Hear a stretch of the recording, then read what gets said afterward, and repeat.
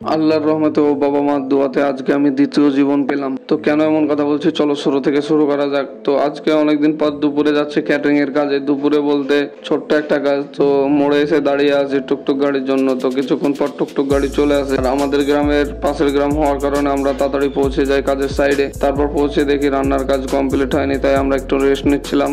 তারপর বাড়ির মালিক chair cover গুলো পরিয়ে নিতে বলে। আর রান্নার কাজ দেরি হওয়ার কারণে আমরা চেয়ার কভার গুলো তাড়াতাড়ি পরিয়ে নিই। আর রান্না হলে তারপরে আমরা প্রথমে অল্প করে কিছু খেয়ে নিই। তারপর ঘটে আসল ঘটনা। তো যে ঘরে রান্না হচ্ছিল সেই ঘরে থেকে আমি ফ্রাইড রাইস নিতে যাই। আর একটা ওভেনের উপর ছিল ফ্রাইড রাইস, আর পাশের ওভেন হচ্ছিল জল গরম ভাতের জন্য। আর সে মুহূর্তে পাইপটি ফেটে যায়। তারপরে গ্যাসে আগুন লেগে যায় এবং তারপরে আমি যেটা থেকে ফ্রাইড রাইস তুলছিলাম সেটারও পাইপ ফেটে যায় এবং আগুন নেবার জন্য তারপরে সবাই ট্রাই করতে থাকে এবং আমি ভয় পেয়ে যাই। তারপর কিছুক্ষণ পর গ্যাস শেষ হয়ে যায় এবং একা একা গ্যাস বন্ধ হয়ে যায়। তারপরে সবকিছু